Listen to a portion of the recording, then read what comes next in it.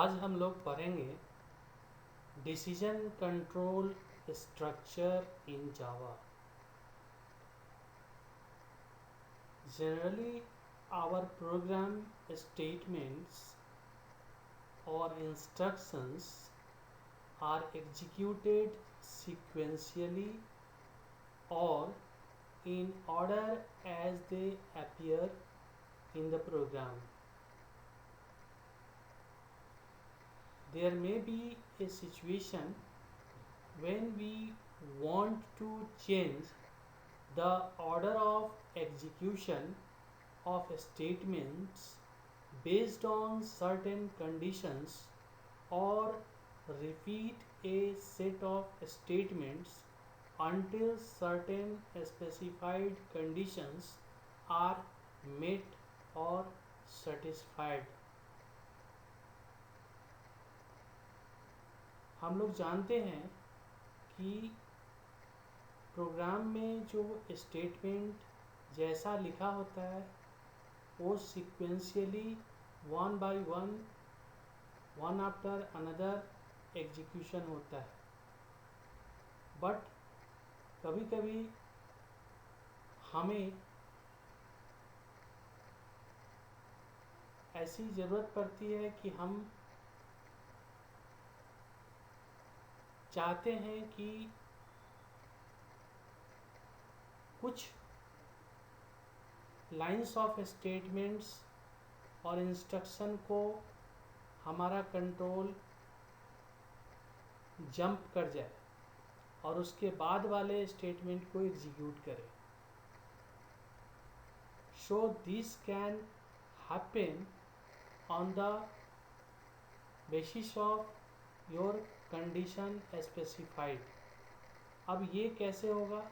तो based on condition होगा, criteria होगा. जो क्राइटेरिया हम देंगे, जो कंडीशन हम स्पेसिफाई करेंगे, उसके बेस्ड ऑन आगे का एक्शन होगा.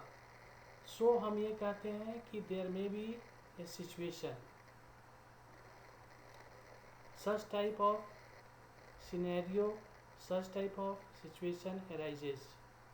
So name is actually a decision or condition based action process in which some action can be taken place only if a specified criteria is fulfilled.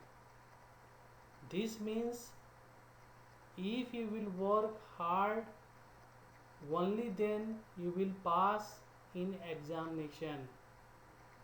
Here criteria is, condition is work hard and action is pass in examination.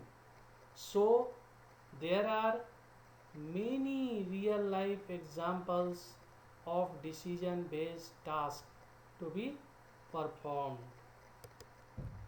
Now we will discuss classification of conditional control structure.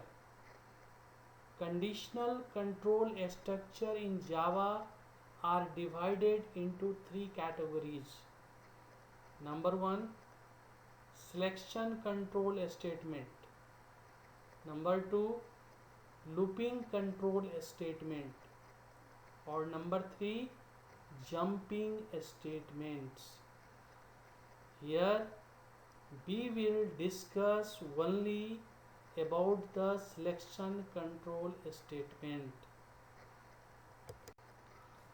So now let us see a selection control statement. अब हम ये जानने का कोशिश करते हैं कि selection control statement क्या होता है और हाउ इट वर्क्स, और ये कैसे इम्प्लीमेंट होता है, कैसे काम करता है. In case of selection control statement, the control is transferred और jumped to a specific part of the program based on certain condition. Now as we know that condition either becomes true और false. हम सब लोग जानते हैं कि जो हम कंडीशन स्पेसिफाई करते हैं, जो क्राइटेरिया हम बनाते हैं, उसका जो आंसर होगा, उसका जो रिप्लाई होगा, वो ट्रू हो सकता है या फॉल्स हो सकता है। यही दो रिप्लाई होगा। So if the specified condition becomes true, then हम कहते हैं do this, otherwise do another task और टास्क। अब Java supports two types of selection control statements. Number 1, if statement. Number 2, switch statement. So let us see if control structure. In case of if control structure, an execution begins by checking the specified condition. If it becomes true, only then the statement written just after the if statement is executed.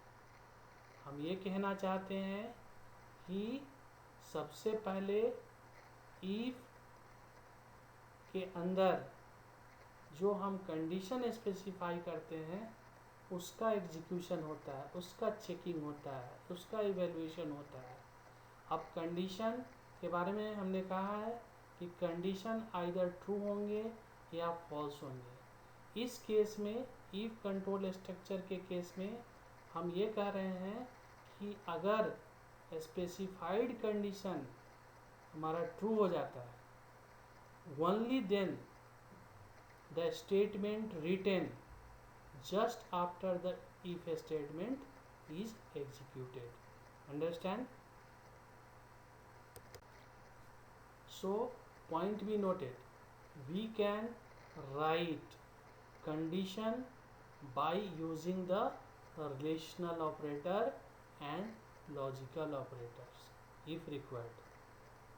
Generally हम लोग relational operator use करके ही condition लिखते हैं, लेकिन कभी कभी हमको complex relational expression लिखना होता है, then we will use logical operator to combine both और more relational expression. Now we will learn different forms of if control structure. अब हम इफ कंट्रोल स्ट्रक्चर के डिफरेंट फॉर्म्स को देखेंगे. तो ये 3 तरह के होते हैं. एक है इफ स्टेटमेंट, दूसरा है इफ एल्स स्टेटमेंट, तीसरा है if else if ladder statements. So now let us see each one. First, if statement. In the if statement, first of all condition is evaluated or checked. If it becomes true, only then a statement or instruction written just after the if statement is executed.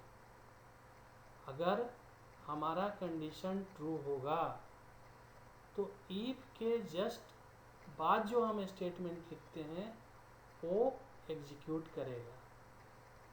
अगर if condition becomes false, then what happen?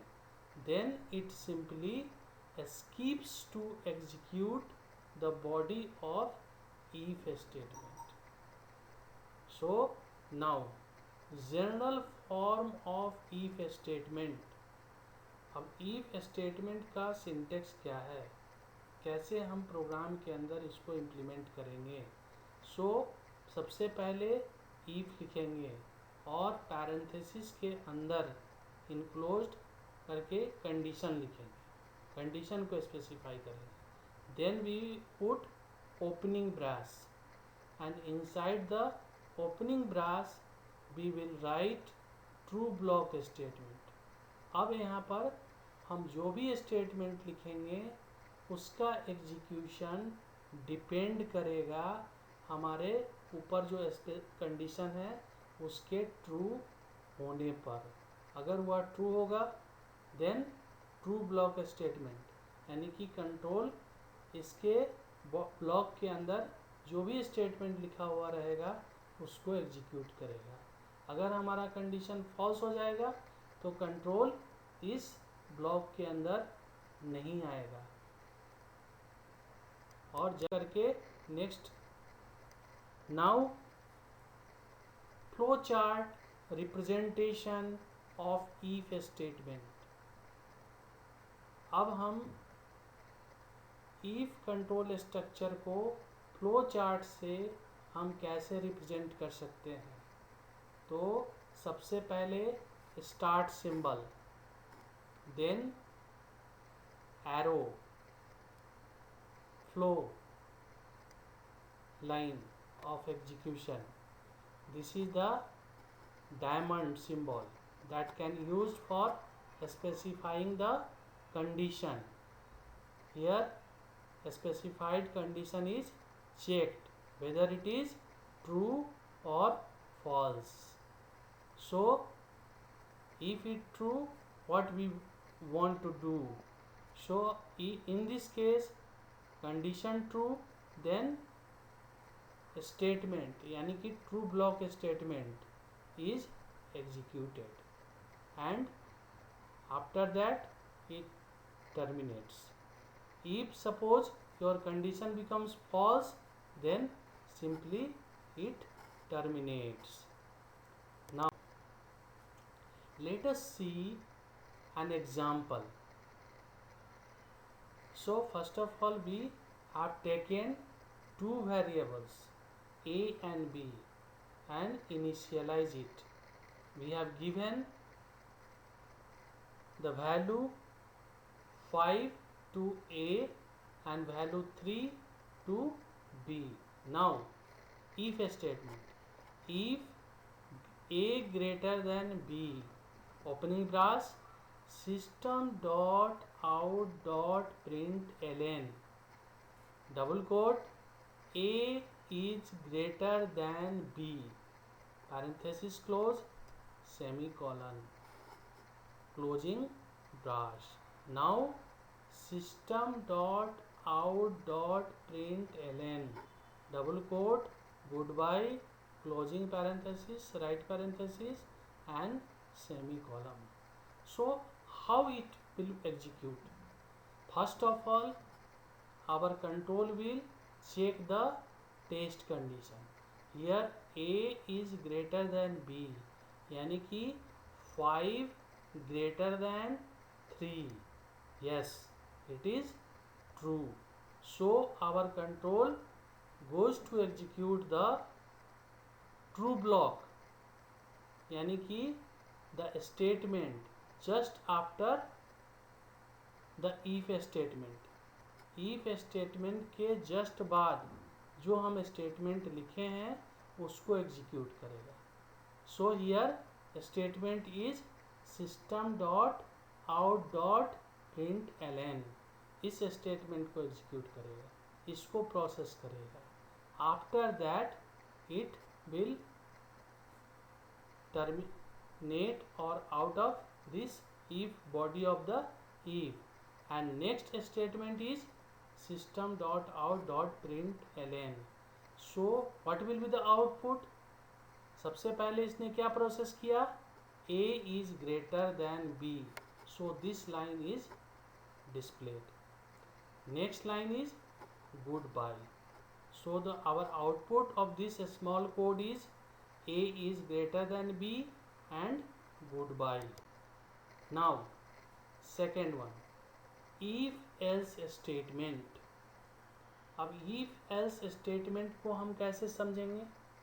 जैसे पहले हमने कहा था कि if you will work hard then you will pass। वहाँ पर मैंने कहा था कि एक क्राइटेरिया दिया था कि वर्क हार्ड करोगे देन यू विल पास। हमने ये नहीं कहा कि अगर तुम वर्क हार्ड नहीं करोगे तब क्या होगा, ऐसा मैंने नहीं कहा था। बट ये भी सिचुएशन हो सकता है, उस केस में हम इफ एल्स स्टेटमेंट यूज करते हैं। जैसे अगर हम कहें कि if you will work hard then you will pass, otherwise you will fail. So this otherwise is indicated by this else statement. So let us see how it works. In the if else statement, first of all condition is evaluated or checked.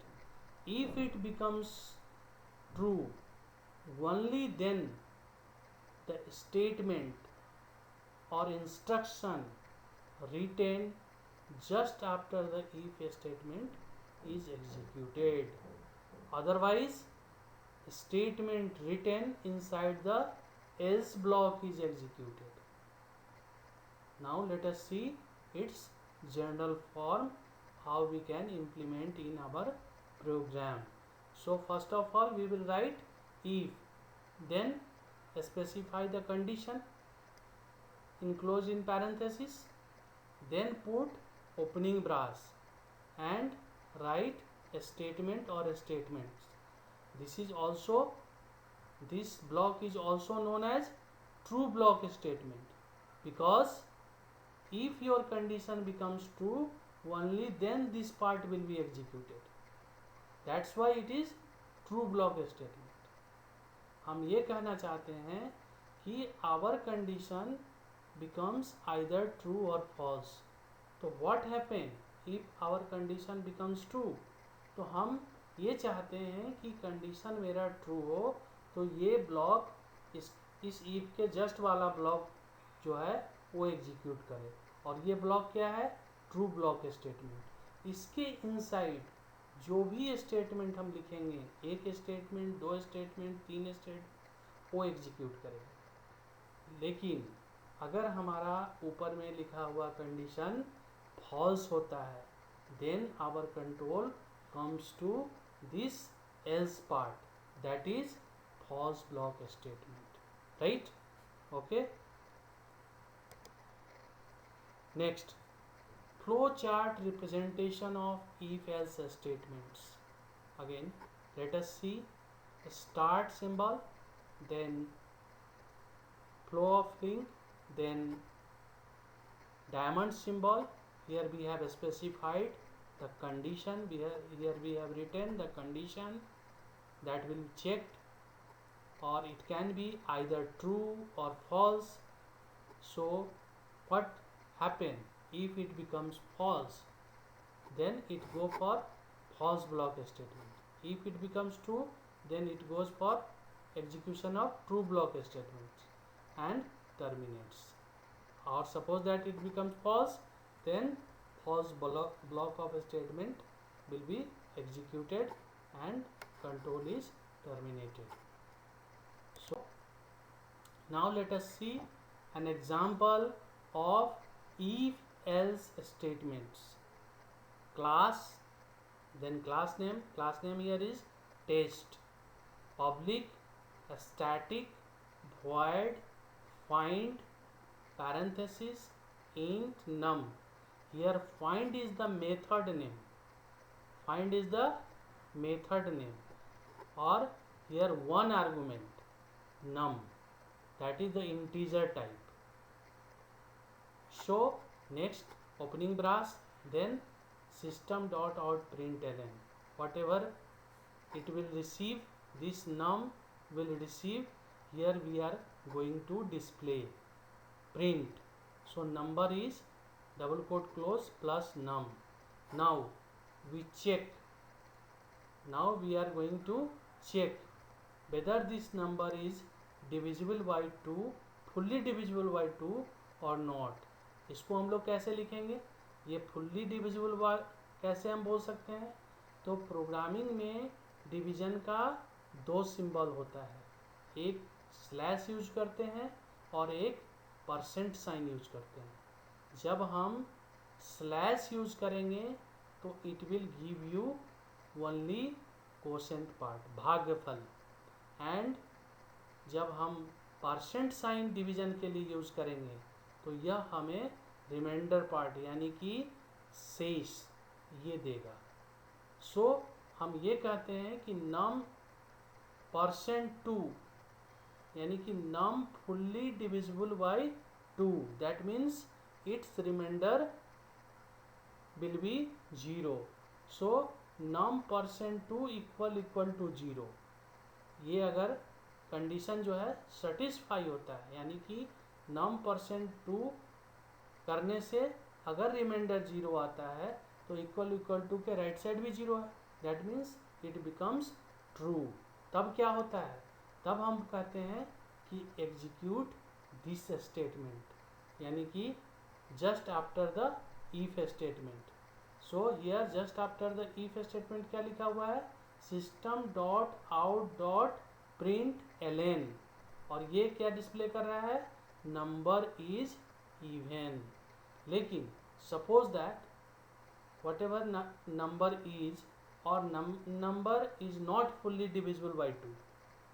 In that case, this else part will be executed, and here we have displayed print system dot out println number is odd, यानी कि जब number fully divisible नहीं होगा that means it indicates that your number is odd. Understand? Thank you.